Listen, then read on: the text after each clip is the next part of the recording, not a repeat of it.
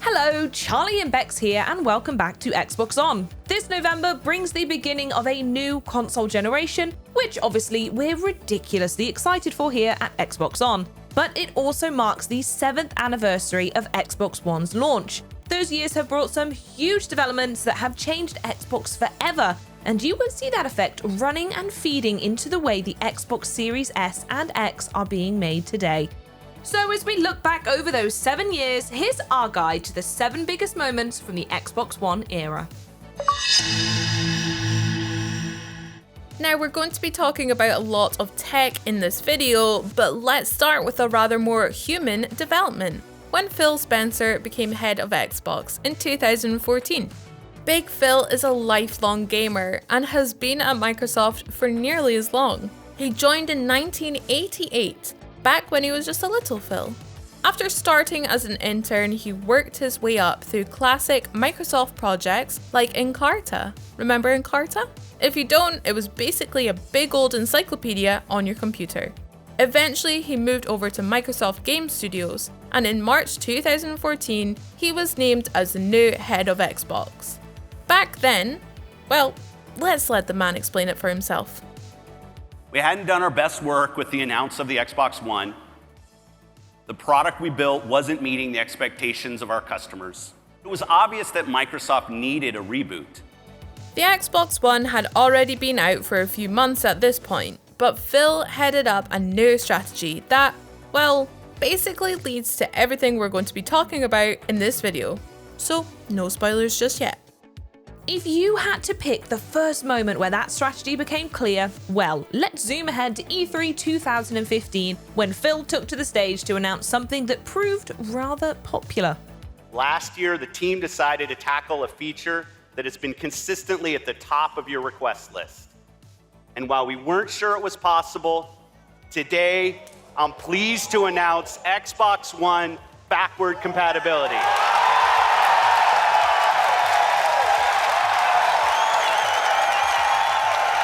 Your Xbox 360 games, the games you've invested your time and money in, and the games you want to continue to replay will be playable natively on your Xbox One. Our goal is to deliver the largest games catalog ever on Xbox, and Xbox One backward compatibility allows us to do just that. It was a big technical challenge, but by the end of 2015, the list of back-compat titles was over 100 long, including classics like Gears of War, Fallout 3, Halo Reach, and Viva Pinata. 2 E3s later, Phil was back to announce that games for the original Xbox were now being added to the list as well. Today, you can play over 600 Xbox and 360 games on your Xbox, just by popping in a disc, grabbing them from the store, or playing through Game Pass. And as we step into the next gen, it's going to be a huge part of Xbox's future too, with 4 generations of compatibility supported by the Xbox Series S and X. Not bad for something that, 6 years ago looked like it might not even be possible. The Xbox One launch model was a lovely bit of kit, but there's always room for improvement. And in August 2016, we got its first big evolution, the Xbox One S.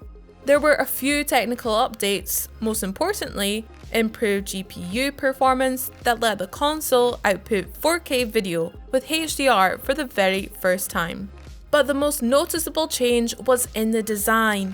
The One S's sleek white casting was 40% smaller than the original model, with a built-in power supply, so there's no need to have that massive power brick sat behind your telly. It also laid the groundwork for the Xbox One's next hardware upgrade, and that was a biggie. Arriving in November 2017, almost exactly 4 years after the original Xbox One, was the Xbox One X.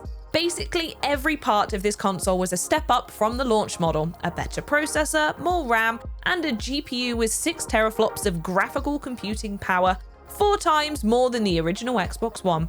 And as you no doubt know by now, this meant that games could run at a native 4K resolution with a frame rate of 60 frames per second. Nice.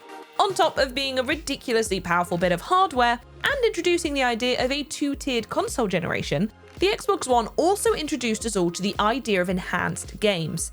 This means that for supported Xbox One games, and even some of those back-compat titles I mentioned earlier, if you play them on an Xbox One X, all that power can be leveraged to make them look and play better than ever before. It's a concept that's been taken into the next generation too, with optimized for Xbox Series X and S, which will bring next-gen performance to current-gen games like Sea of Thieves, Borderlands, and Forza Horizon 4. 2017 was a huge year for Xbox One. In case the arrival of a big console upgrade wasn't enough, that June also saw the launch of a service that was going to define Xbox gaming in the years since: Xbox Game Pass. You know the deal by now. A library of over 100 games, from classics through to brand new releases, AAA blockbusters, and indie hidden gems. All of them at your fingertips in exchange for a monthly subscription. It's been getting bigger and better with every passing year. In March 2018, Sea of Thieves became the very first game to launch day and date onto Game Pass, which is a proper timber-shivering way to kick things off. Then in 2019, we got 2 new flavors of Game Pass: PC, which, well, you can probably guess, but offers a library of games for playing on your Windows 10 machine, and of course, Ultimate. At launch, Xbox Game Pass Ultimate packaged up the console and PC libraries along with an Xbox Live Gold membership into one handy subscription. And just in case that isn't enough, since then it's gained monthly perks, the forthcoming edition of EA Play, and something else we'll be talking about in a minute. Like I said earlier, no spoilers. This service has gone from strength to strength. In April, Xbox announced Game Pass had over 10 million subscribers, and by September, that number had reached 15 million. And because it's carrying over to the next gen at no extra charge, it's a great way of making sure you've got plenty to play when those Xbox Series S and X's start arriving. Controllers have pretty much always been one of Xbox's strengths. Well, at least since the Duke was joined by a slimmer sibling in 2002. The Xbox 360 pad is an all-time great, obviously, but the team has been building on it ever since, which in 2019 resulted in the absolute masterpiece that is the Elite Series 2 controller. This is a proper premium, top-of-the-line gamepad, and it feels great in the hand with unmatched build quality and a rechargeable battery that'll give you up to 40 hours of playtime. But really, the most important thing about the Elite Series 2 is customization. Wish the thumbsticks on your pad were a little bit tighter or looser? Well, with this, you can adjust the tension however you like.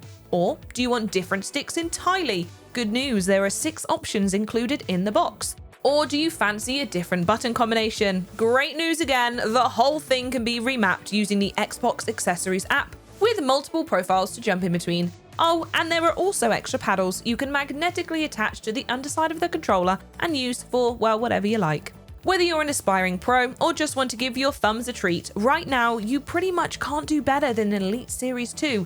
And thanks to cross-gen compatibility, you'll be able to use this bad boy on your Xbox Series S and X too. So hey, if you're looking for an excuse to buy one, you can just tell yourself it's a future investment. Which brings us at last to 2020. It's been another big year for Xbox, and not just because the new consoles are on their way. We've had a record-breaking 10 new first-party releases from Xbox Game Studios, including Flight Sim, Grounded, and Ori and the Will of the Wisps. And the studio lineup has got considerably bigger with the acquisition of Bethesda and ZeniMax Media. But as we look out from one generation to the next, the biggest development has got to be the launch of cloud gaming, which lets you play your Xbox games on your mobile devices, as well as your console.